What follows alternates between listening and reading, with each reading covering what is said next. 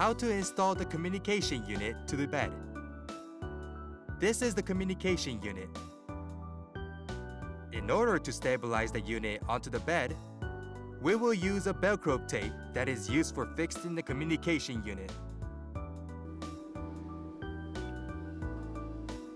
Raise the height of the bed. Afterwards, raise the upper half of the bed slightly.